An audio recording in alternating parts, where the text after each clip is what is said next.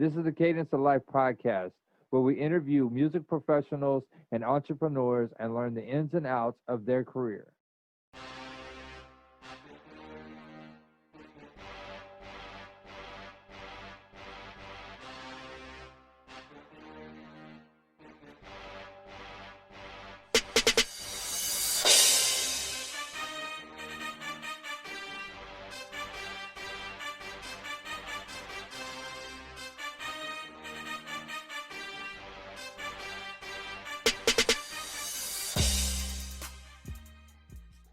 Hey, welcome back to the Cadence of Life podcast show. Your host, Jeff Strahan, a.k.a. your boy, Jay Reed. I just want to thank all your listeners out there, man. We're now on 6 new platforms. Just want to thank everybody for tuning in. Thank everybody for being weekly listeners. You already know, man, we drop this every Friday night at 9 p.m. on all of our networks, including YouTube. So please check us out. My guest today is a well-known artist in the Texas region. He has worked with Boozy Badass, LiL FLIP, LIL KEKE, Big POKEY, C Note, It's Automatic, and many more. He has a new album coming out December 31st called Born Legend. Ladies and gentlemen, please welcome Mike C. the Champ. Oh, yeah. What he do, man? Mike What's C. the good, Champ. man? What's good? Shit, coolin', man. Blessed to be here. Blessed to be here, you know? Yeah, man. It's kind of an honor for me to have you on the show because I just recently this year, kind of found out who you was and linked up with you and everything. But then, not realizing that we know each other from a long time ago. But it just the journey that over the past, probably 6 months or so of me listening to your music and checking you out, man. I'm really, really inspired and impressed by what you've done. Man, I appreciate it. So I just want to let that, put that out there. Man, I appreciate it. I appreciate it, You know what I'm saying? As an artist, man, we work hard at our craft, trying to gain fans and exposure, man. It's a nonstop job. For sure. But just so the listeners and everybody can understand a little bit more about you, just kind of basically what brought you to the game and how did you start out? Like, when did you start out in the music industry? Shit, I think we started in, man, you want me to tell people how old I am, man. I don't want to tell them, you know what I'm saying? You asked something, woo! Man, we've been doing this shit a minute, though. That's how I'm going to put it. I started out with Top Dollar, the homie Top Dollar, man. Shout out to Carlos. Man, we used to cook up some shit when he had the record shop over there off First Street, and I made my first CD with him. It was called Pop Trunk on the World. You know what I'm saying? We was just in there freestyling over some beats. Like, he used to make beat CDs, and we would just get in there and freestyle over beats and play Tekken. You know what I'm saying? Yeah, Shit, that's back in the day. Yeah. And then I did my second CD. It was called Round One, and that's when I hooked up with It's Automatic. Back then, he used to go by Mike T. I don't know if you knew that. You know what I'm saying? Drunken Flow, it was him and Juvie. I think Gilliman was with him too. And that's how I linked up with them, But like I said, I've been doing music for a minute, and it's always been in me to do music. My family, everybody in my family do music. You know what I'm saying? My pops and grandpa had a record store, so, I just wanted to keep it going, man. It's in my blood. Yeah, for sure. I can respect that. I mean, I just like went kind of back in your journey of researching you, and some of the stuff that you've done, man. I'm just like at awe at like some of the people you've worked with. Like I was explaining to a couple other cats, for me, I don't know, it's weird. It's like I think I would be starstruck to work with Houston artists. I don't think that is anybody besides maybe T.I. that I would be so starstruck, like for real. Like, I guess it's just because, I'm raised in Texas, I'm born in Texas, and I just love Texas music like that. So to see you working with LiL FLIP, LIL KEKE, Big Pokey, you know, like, and then even Boozy, like, it's almost like I'm idolizing you. You know what I mean? Man, I appreciate that, but like I said, man, all it is work and being consistent. My first single was with ESG. You know what I'm saying? That Dipping in My Slab. I don't know if you heard that. You know what I'm saying? That was my first single, and then the next one that I did, it had Mac Grace on it, but we didn't ever get to release that. So I have been knowing Mac Grace for about 20 years. You know what I'm saying? Then Wow, we linked back up, and I mean, it was all downhill from there. that's what's up, man. Yeah, I it's just it's crazy, you know. Like I could just sit here and talk about that stuff all day long, and um, I guess I kind of ask everybody this, you know, at the time of 2020 and what we do as in the music industry, and has COVID had a huge impact in what you do? So I would say, shit, COVID really didn't slow me down. You know what I'm saying? It just made me think of more ways to be creative because, you know what I'm saying, it gave me more time to be creative. You know, everything slowed down and let me speed up. Now, would you say that the internet game has helped you a lot in your music versus back in the day when, you know, you used to sell your albums or singles or something back, you know, when you used to kind of start out? Hell yeah. Man, we done sold about 20, 30,000 CDs, man. Can't account for that money nowhere. You know what I'm saying? And then it saved you the trouble of having to get on the road and hoping you go somewhere and sell some merchandise. But also at the same time, man, it lets you reach a place that you probably ain't gonna never go. You know what I'm saying? Exactly.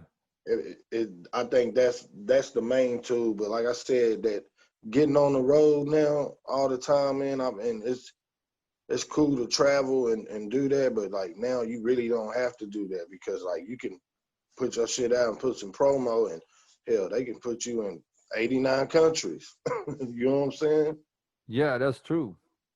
I mean, you all over the world when you comes to that online. Yeah. Shit, I mean, some rappers, you know, might be a felon and shit. You can't even go out of the country, but you can still get your music over there because of the internet now. Yeah, you could. Some people can't even come out of the county. Yeah, for You know, real. so when you got shows and stuff, or you need to put out a new album, you sitting there like 6ix9ine, just sitting over there, just putting album after album, sitting there at your home. Yeah, for real. That's what we've been doing, man. Like I said, we recorded 60 tracks for the Born Legend album, bro. We Wow. narrowed, we narrowed it down to 24, right? 24. So we still have those other tracks. And it wasn't that they didn't make it. We just knew we couldn't put all them tracks on one CD. Right, right. You got like three CDs about to drop kind of deal. Man, you know what I'm saying? But that's all because like you said, man, that COVID it didn't slow me down. Like I said, it allowed me to be more creative. So I probably did some songs that I wouldn't have done if it wasn't for the COVID. That's what's up. Now the listeners don't know, but you actually work out of Cali and Texas. Is there a difference like in the mood and the atmosphere and maybe the music versus Cali and Texas? Can I say that shit on camera? Weed. It's weed over there in California. Oh, my bad. We could say that. No, I mean, I ain't gonna lie, man. The vibe is it's kind of the same if you really think about it, man. Besides, like I said, it's weed over there. You can smoke. The vibe is kind of the Nah, I same. mean it's legal over there, so I mean it is what it is. Yeah, I mean it's laid back, chill over there. The same as Texas. I mean, not Austin, you know. Austin, we some weird motherfuckers, man. We keep it weird all the time. I mean, they got some weird That people is true. fucking with us. They ain't Who fucking would with the be cats. somebody that you would want to work with in the future, man? Like somebody that you've always idolized or something. I mean, not really idolize, but somebody to work with, probably be like T.I. You know what I'm I think saying? I would probably be right up there with you. That's probably the next. We going for the gusto. We gonna try to get that. You know what I'm saying? But as far as everybody else, I mean, the only other person I would want to work with is fucking Tupac, but he dead. You feel And me? just so the listeners know, this isn't just like he don't want to work with nobody. This is just like, you know, this is like a long shot, and then like you get a dream person to ever work with. You know what I mean? Yeah. But what have you learned, you know, throughout your journey over the years? Like, what is something that you might be able to tell a cat, or maybe even the younger you, something that would help you in the game of doing music? Me, I would tell myself to grind and then grind some more. You can't never. It ain't a never. You can't never do enough. You know what I'm saying? When you think you on top, shit, it's always another step to take.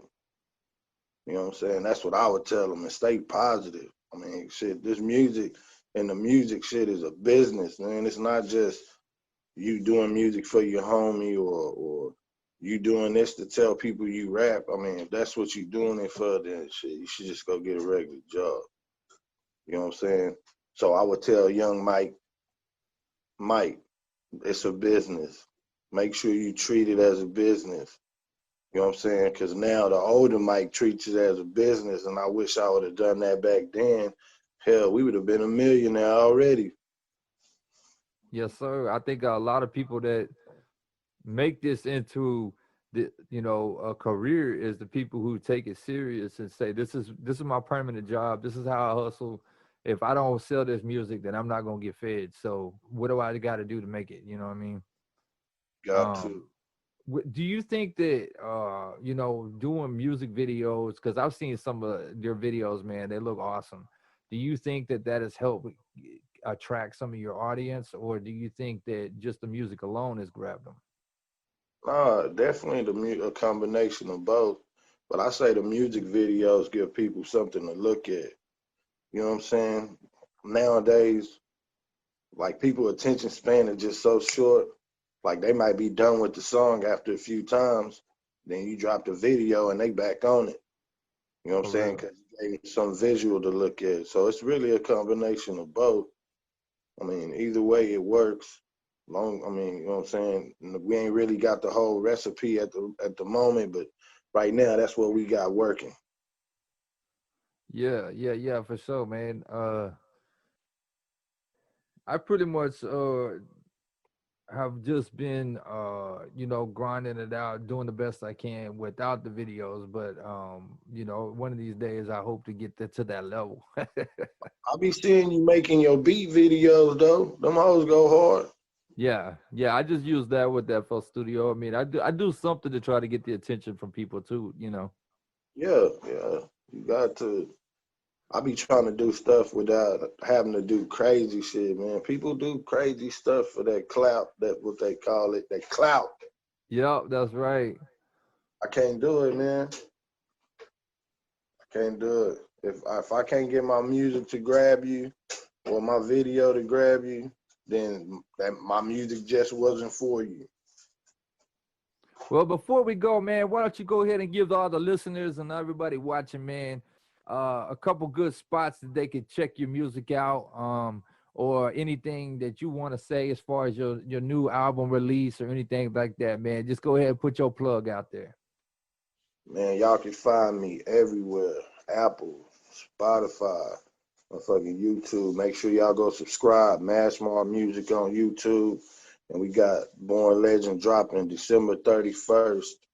December 31st, man. The world will change. Born Legend coming, man. Shout out to Jay Reed.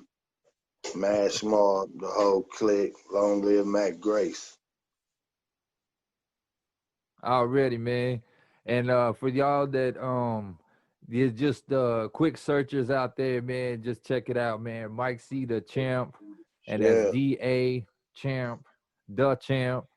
So y'all definitely check out his music, man. Y'all check him out on Spotify. Check him out on iTunes. You know, buy his new album when it comes out, man. Man, appreciate you for having us on, Jay. Appreciate you for having us on, man. Oh yeah, for sure, man. I just always want to try to put people out there that you know, that I know and that do good music and even if you start now, man, like I just want to be able to have a platform for people to be able to be seen and be heard. Man, appreciate it. Appreciate it. But you're listening to the Cadence of Life podcast. This is your host, Jeff Strahan, aka your boy Jay Ree, and we out. Oh yeah. Thank you for listening to Cadence of Life podcast. Check us out on Facebook, the Cadence of Life podcast. You can check out your boy Jay Ree or any of his music, Beats by Jay Ree, YouTube, Facebook, and Instagram. Thank you again for listening. See you next time.